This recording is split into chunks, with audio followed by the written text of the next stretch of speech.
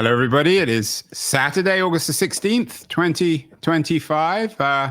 Saturday is our tech show with my old friend Keith Teare, the publisher of That Was the Week, the authoritative weekly tech newsletter. Last week, Keith's headline was AI native software and hardware is here, which I translated in my own way as the week that AI began to have a mind of its own. It began to act, the dawn of an AI stone age, a huge week. And it seems as if we've had many huge weeks in AI in 2025. This week, perhaps history is beginning to slow down a little bit. Keith's headline is When AI Breaks Your Heart, and he's focusing on the reaction to Sam Altman's bumpy GPT-5 rollout when people begin to be nostalgic about previous generations of AI. So Keith, was this the week that nothing changed, where we went back to normal? Actually, I think you could argue that, but you could argue the opposite as well, which is the week when everyone realized that human beings are treating these AIs as if they're human. They're forming bonds with AIs, and they're experiencing loss when the AI algorithm changes, and their friend, if you will, seemed to have a personality transplant. There was quite a big backlash. Funnily enough, it was mainly female AI users lamenting the loss of boyfriend replacements. So this was the week that all the female users of AI lost their boyfriends. Kind of. I'm a bit worried that might sound sexist, and it's not intended to. Well, but Keith, you've never been sexist. That would be unthinkable for you, wouldn't it? Or me, for that matter. Correct. So the editorial this week is about what you call the pain of change. Is that what we're going through? Is the pain manifold, not only in terms of obviously the transformation to the economy, jobs, stuff that we've talked about endlessly on this show this year and last year, but also becoming used to AI, one kind of AI or another, and then another one comes along and we're not quite sure what to make of it and how to behave? Yes, and it's the pain of change in two different ways. It's the user's pain, with all of their assumptions and certainties being transformed and they can't trust it anymore because it's now changed. But it's also OpenAI's reaction to that was to change back by bringing back what they had closed down, which was ChatGPT 4.0. And so it's the accommodation of the agents of change to the resistance to change. Which is kind of interesting on the face of it, because the one group of people you don't want to slow down are those making the changes. But certainly this week, ChatGPT did slow down and had to spend pretty much the whole week in a PR crisis, talking about what went wrong and why it won't go wrong again. Yeah, the photo for people watching this, the photo from Keith's link on TechCrunch is of Sam Altman looking very much like a character out of a Star Trek movie. You and I, we've always disagreed over OpenAI. I'm a OpenAI skeptic on lots of fronts. You're an optimist.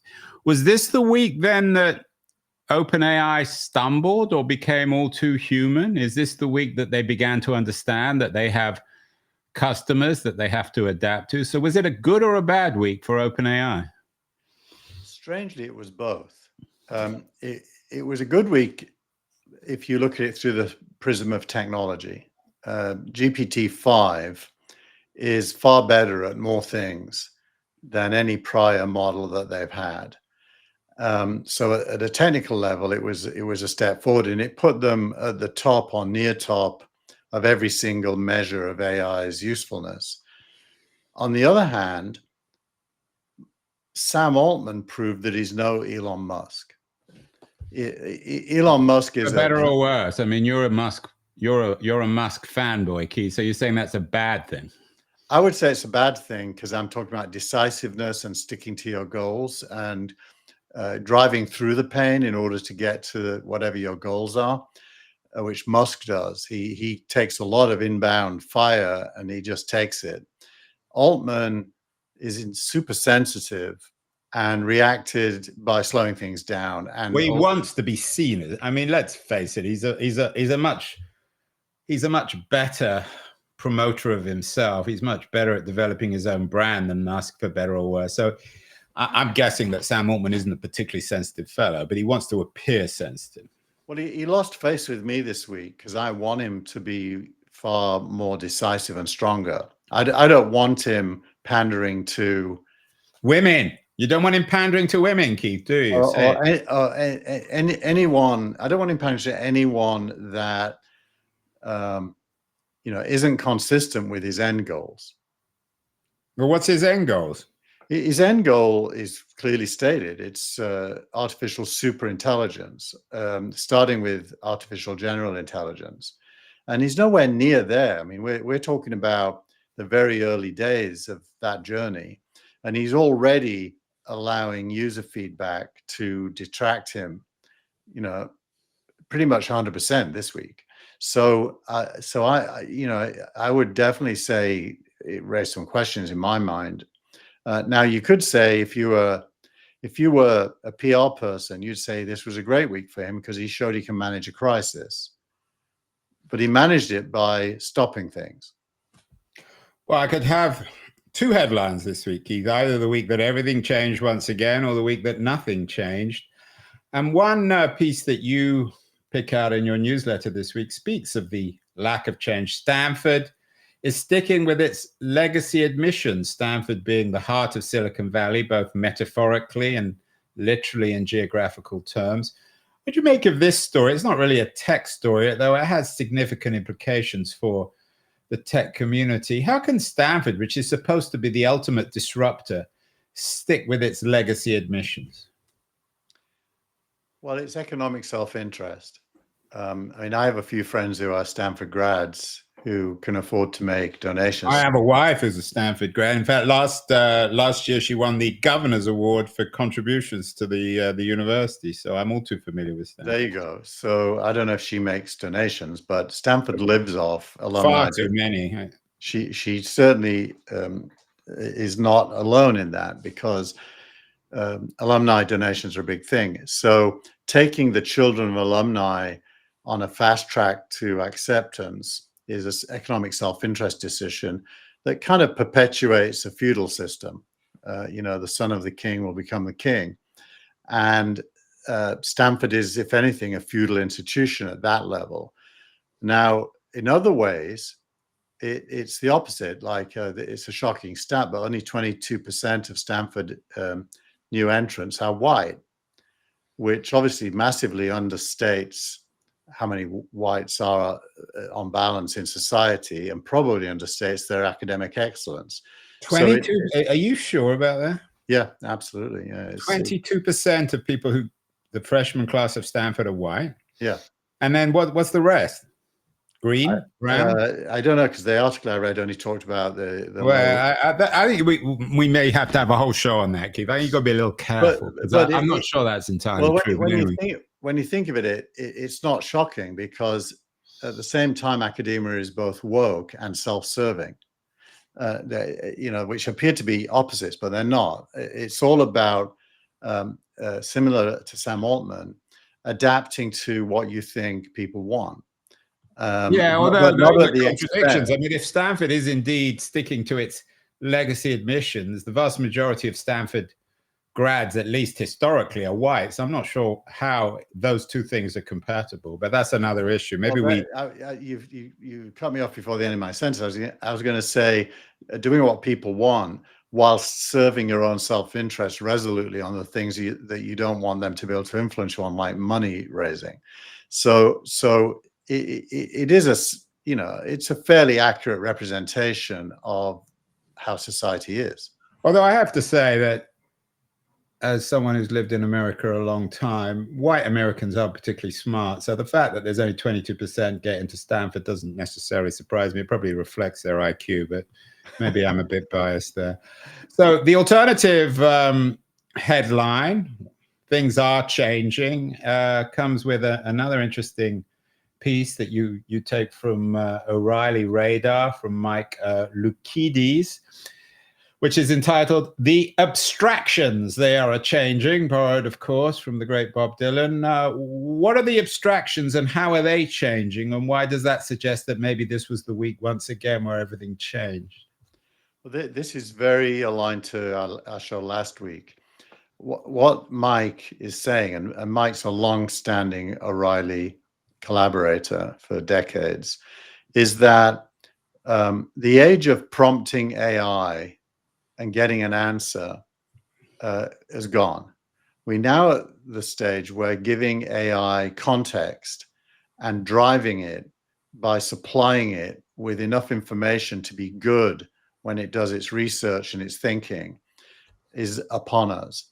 And that means that, clever engineering of prompts becomes the primary success criteria for using an AI. And I think that's been true for quite a long time. He's saying it's becoming more true, which I think the shipping of GPT-5, which has these different modes, reasoning, thinking, and so on, brings it into relief. But it's certainly true that if you just give AI a single sentence prompt, you will get what you deserve, which is an answer, but not necessarily the best answer. So our expectations of ourselves using AI have to go up.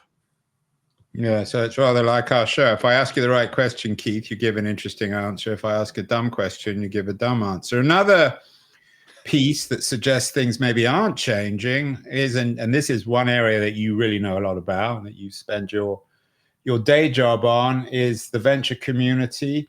Headline that venture has never been more concentrated. 40% plus of VC money is going to just 10 deals. So again, not much to report on there. This has been a trend ever since I've been in Silicon Valley for the last 25 years. It's more and more of a winner-take-all economy and investment economy.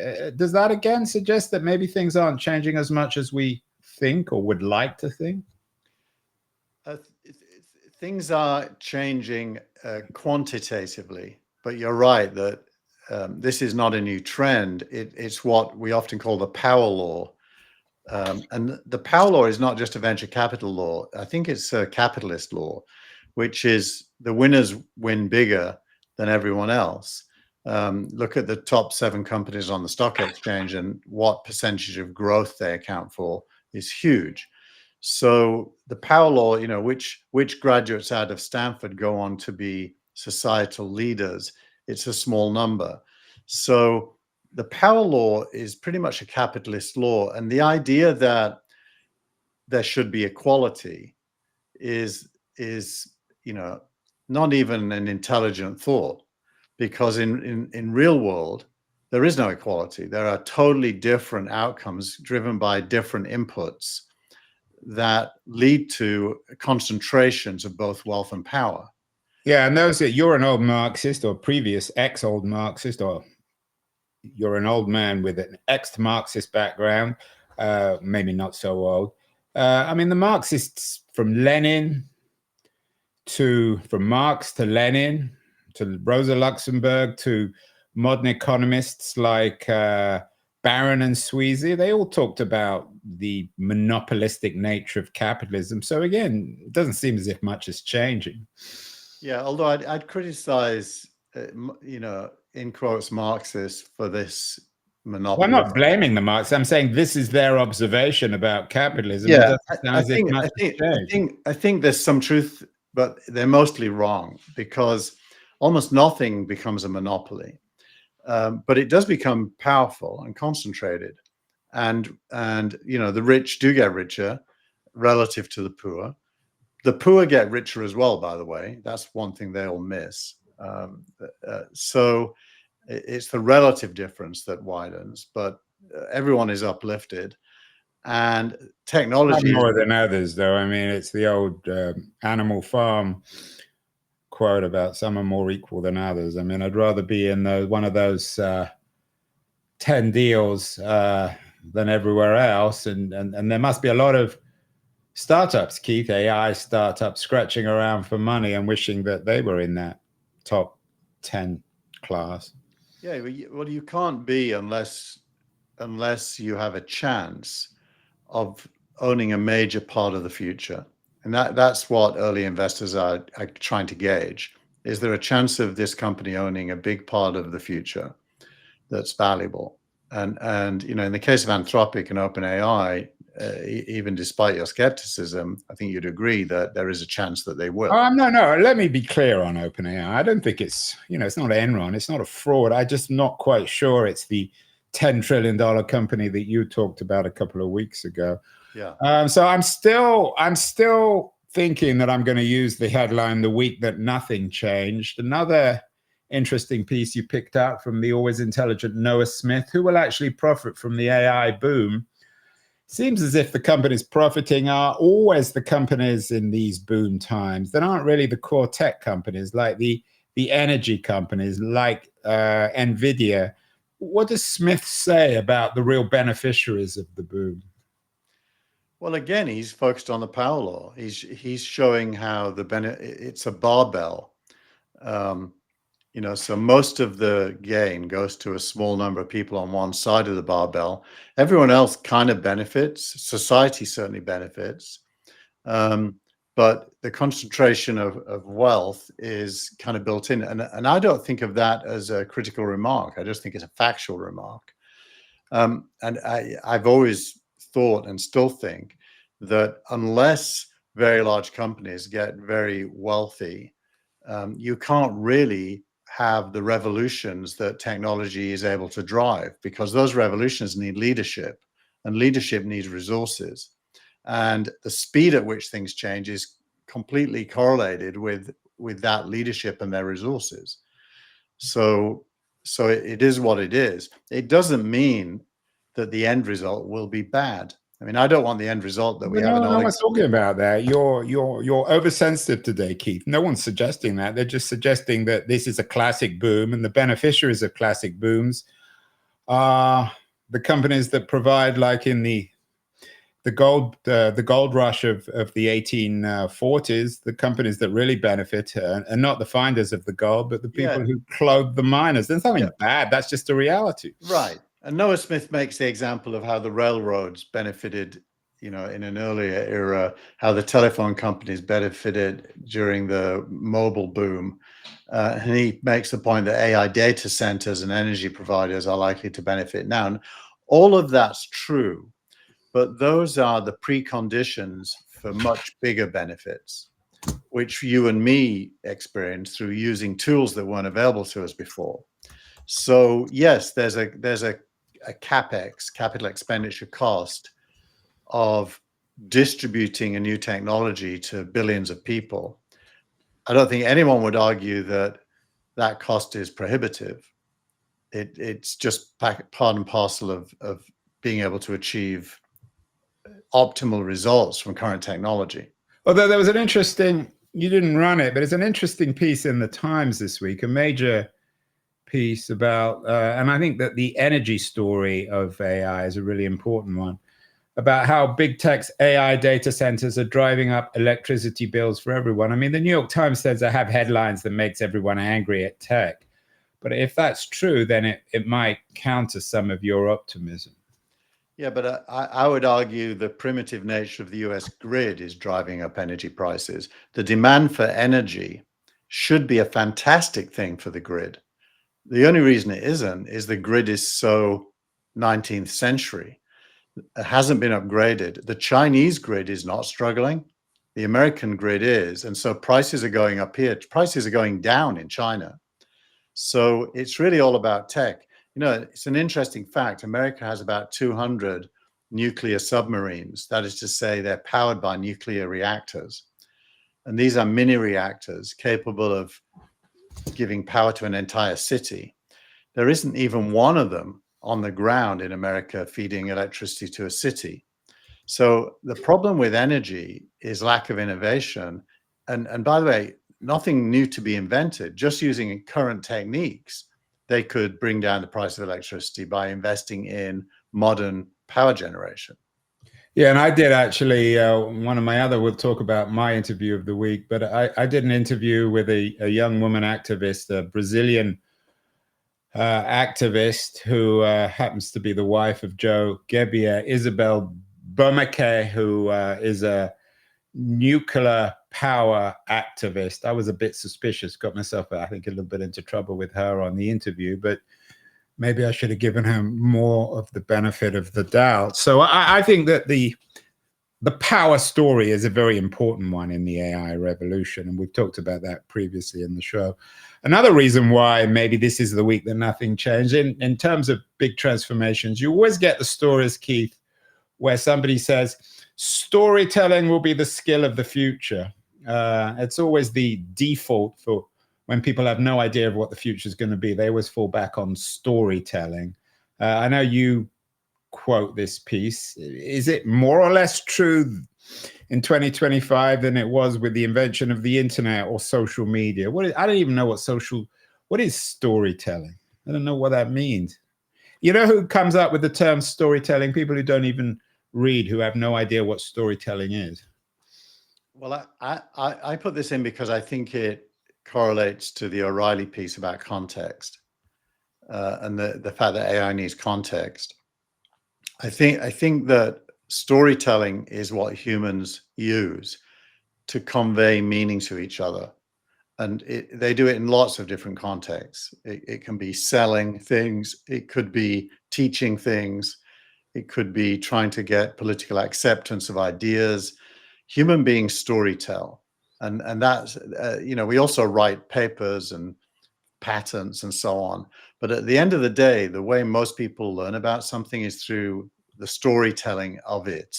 But what does that mean? Are we telling stories now? Are we having a conversation? I never know what the word means. Yeah, you and me are telling two different stories today. I'm telling the story of resistance to change, and you're telling the story of, is there any change, yes or no? But they're both stories. It's trying to frame this week's news. And framing it makes it accessible. So without the storytelling, everyone's left drowning in a sea of words. But once you put context around it and you get a sense of the past, the present, and the future as seen from the point of view of today, it starts to be accessible. And so it's a key skill.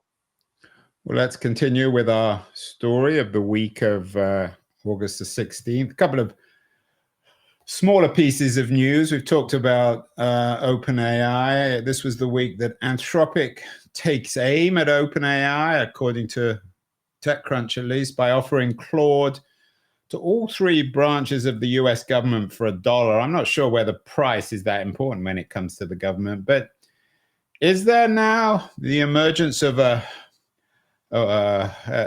two-pronged war, a superpower war between Anthropic and OpenAI? Is that a fantasy of Anthropic? I mean, clearly OpenAI is a leader. Are Anthropic also? Anthropic's a clear number two, easily. And I do think the future is going to be divided between them in some proportion. There'll be other players as well who are smaller, but those are the big two. And so the land grab of trying to acquire customers, which by the way, it's ridiculous that would be about price. When you're talking about AI, it's really about quality. And Anthropic have the best quality when it comes to, for example, coding.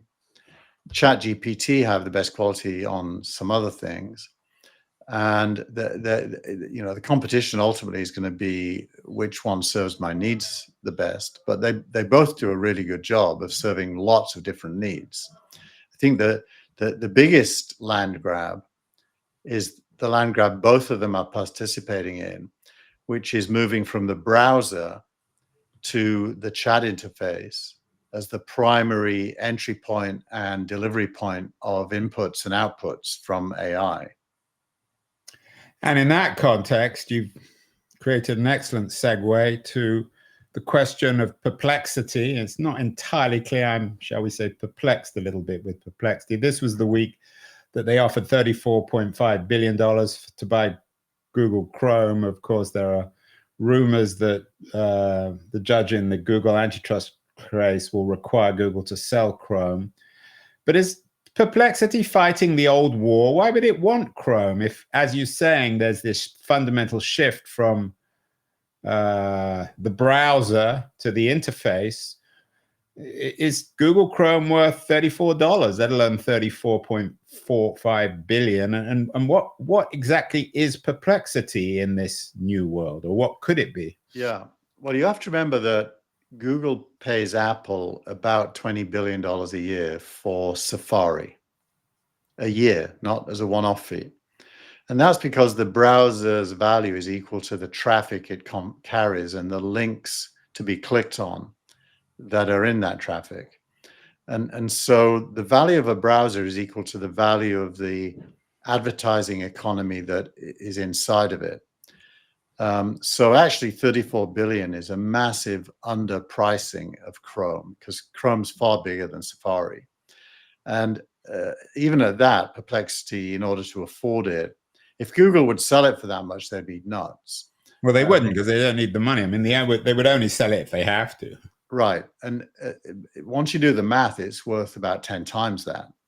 So, you know, it's a bit of a fake story, but it does shine a light on the, and by the way, OpenAI has stated to Google that if they are actually serious about selling it, OpenAI would want to buy it as well without putting. Well, everybody knows they're not serious. They don't need the money. They'll only do it if they have to. But coming back to the question of Perplexity, you've talked about Anthropic being the number 2 player in the market. There's certainly no room for 3. There may not even be room for 2. What is Perplexity trying to do? Is it a viable player in this new world? Well, I think technically it's excellent, because it's a hybrid between AI and web search. And the hybrid character of it makes it better at web search than Google. So if you were to use Perplexity as your primary search engine, you wouldn't be disappointed. It's very good. It's less good if you're looking to buy something, because it doesn't really have a product catalog, you know, like Google does, and it doesn't own all the links that point to products like Google does. So it's less good for some things, but for most things, it's way better than Google. But is it fighting? I mean, it reminds me of the First World War. If you're trying to sort of breed super horses to fight a war, and then someone comes along with tanks, is Perplexity fighting the wrong battle? I don't think so, because it doesn't have its own large language model, at least not a good one. So it's not really part of the Anthropic OpenAI war. What it's done is built a discovery experience, a research experience around and on top of the LLMs. So if you pay Perplexity, you're going to be using OpenAI or Anthropic as your AI. So it's essentially an AI-powered browser. It's an AI-powered browser, but they don't own a browser. They've just released Comet to some people, so they're ambitious to own a browser. One of the points I make in my editorial is that that may be a backward-looking decision, as in they're making the assumption that the browser remains the center of gravity for navigation and content. I think OpenAI and Anthropic are showing us that might not be true. Right, and the way I use Anthropic, I'm increasingly asking it to find me links on the web. So I don't personally have any, I don't sense a need personally for Perplexity. I know you're more of a fan. Our mutual friend Steve Gilmore uses Perplexity. So there are people who find it useful. Yes, and well, because it's useful. It is useful. But is it useful in the old world rather than in the new world? I think it's useful in the present, insofar as the old world still survives. It will over time get less and less useful. I'm not making jokes about old people like the two of us and Steve Gilmore in the long run. Finally, or maybe not so finally, I had a little bit of a coup this week. I had the good fortune to get Geoffrey Hinton, the winner of the 2024 Nobel Prize for Physics, on my show. He's called the AI Godfather. It was a thrill talking to him. I know you saw the interview, Keith. What did you think? Well, I think you have to contextualize Geoffrey Hinton. AI Godfather is a bit of an overstatement. He's a long-standing AI pathbreaker and researcher, mainly at Google, but also in academia. He's super smart. He knows the field very, very well. And as long as AI was underpowered, he was very comfortable with it. The minute that OpenAI released ChatGPT, he started deviating to fear and doubt, which he's now firmly in the camp of, and is to some extent making wild statements. In your interview, he, for example, said he thought there was a 15 to 20% chance of OpenAI wiping out the human race. And when you asked him, why, he said, well, I'm guessing because I have no clue. And I think I have no clue is probably the truth. He acknowledged that, but so I take your point. But what that suggests to me is that if Hinton doesn't know, nobody knows. I mean, this is a complete mystery. I think there's two thoughts in my mind. The first is AI taking over is a ridiculous concept because AI is 100% controlled by the humans who program it. And it's completely possible to put constraints around its fields of action that rule out any such thing. And the idea that it could develop, separate from its programming is just bizarre. And anyone who's a programmer knows that, which Geoffrey Hinton should. So the first thought is, well, this is just a ridiculous conversation. The second thought is, no one knows the future anyway.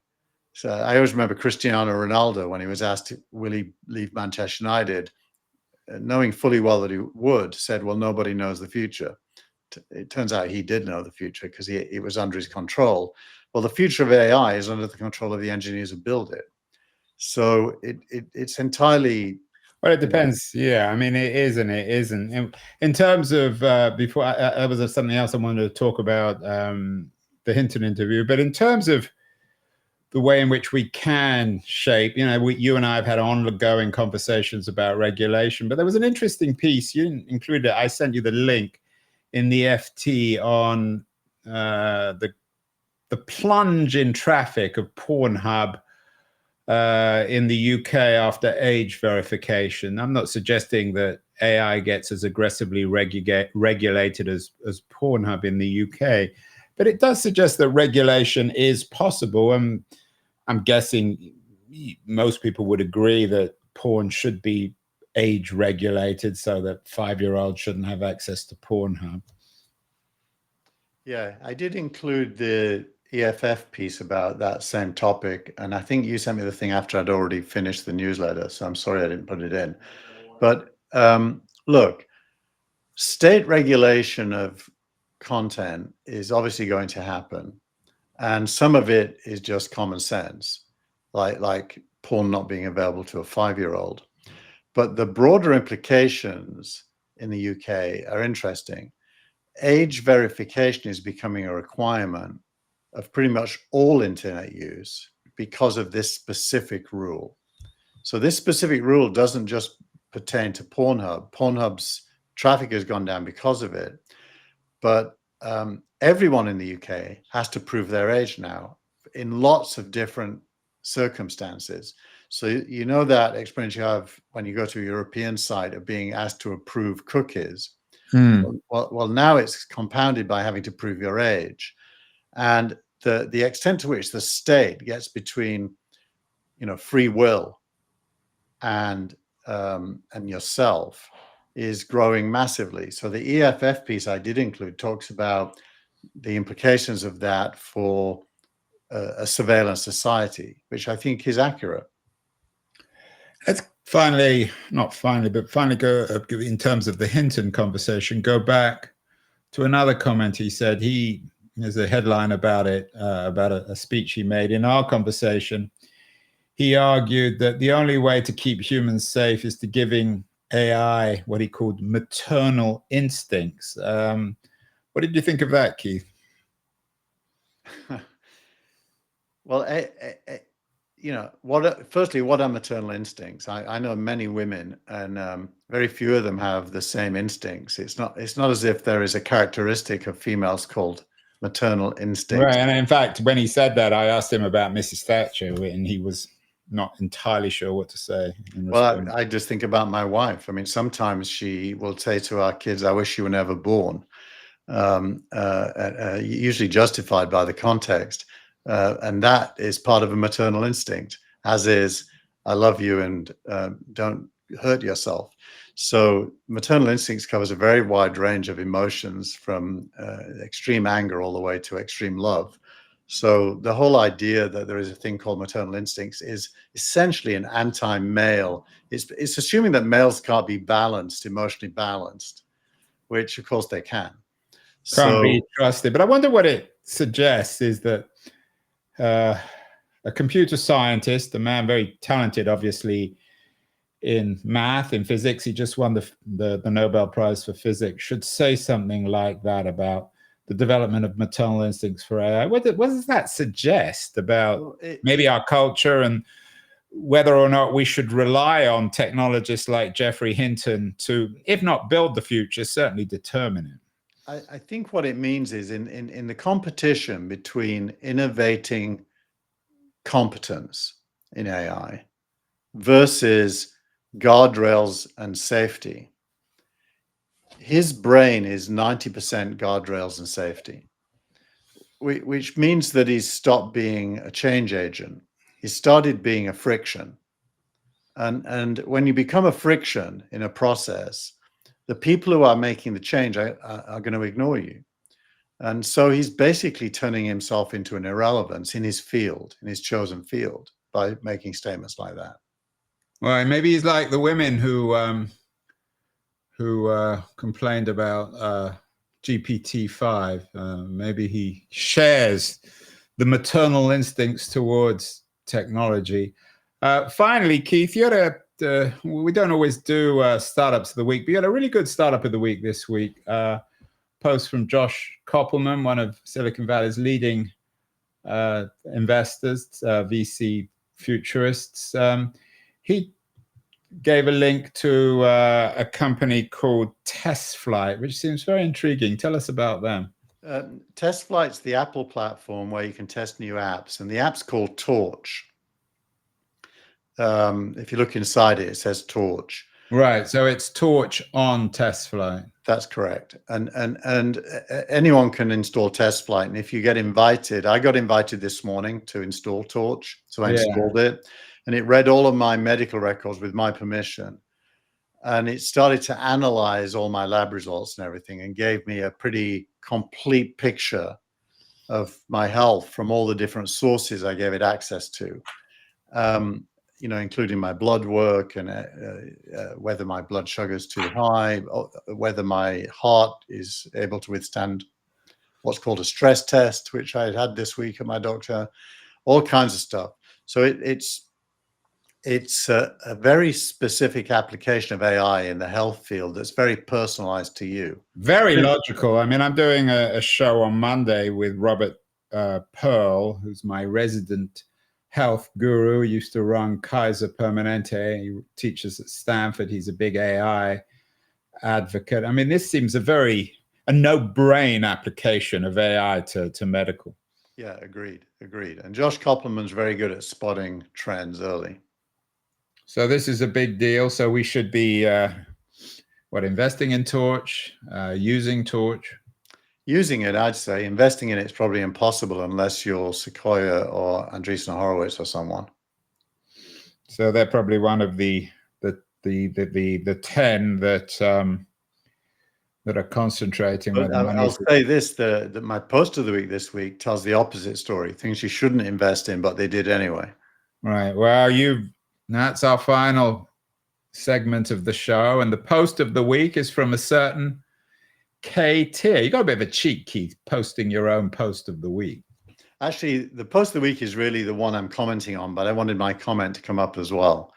This is about a British guy, actually, who's had the smart idea, which we're all going to hate him for, of building a search engine optimization platform, trying to force links into AI answers just how they currently force links into Google by trying to game the Google algorithms. And so SEO is the worst nightmare for AI because it's an attempt to degrade it by making it less intelligent and force-fed the links that his clients want him to force feed. So who's gonna buy it on that? I'm guessing that, and this is from a British entrepreneur called James Cadwallader. Who's going to buy it on that? I'm guessing that OpenAI and Anthropic would be very ambivalent, in the same way as Google in the early days was very anti-advertising. Yeah, I think Anthropic and OpenAI do and will want links to be surfaced in the right context, and they will want to get paid if they're driving value to the owner of the link. What they will not want is SEO companies trying to game them to force links in that they wouldn't themselves choose to put there. Yeah, but they, as Google found in the early days, they also need to make money. I wonder whether Perplexity would be more open to Cadwallader's business. But it does suggest, Keith, that maybe things aren't changing as much as you'd think. We're back to the old question of how to actually monetize. And SEO is annoying, but is a very lucrative way of making money from technology. Yeah, actually, there's no way for him to succeed technically. So I predict he's going to fail. But Thomas Tungers this week has an article about databases and AI. And the root of being able to actually solve the problem of links in AI is the ability of AI to read databases, which it currently can't do. So I think there is a big area of technical improvement that people are focusing on, which is all to do with data and AI. Well, that was the week that nothing changed. That's my headline. Keith will probably disagree. His headline was, that was the week when AI broke your heart, the pain of change. Maybe we agree, maybe we don't. One thing for sure is Keith and I will be back next week. Have a great week, Keith, and we will talk again next week, no doubt, about Perplexity, OpenAI, Anthropic, and this revolution that might or might not be changing everything. Thank you so much. Bye, everyone.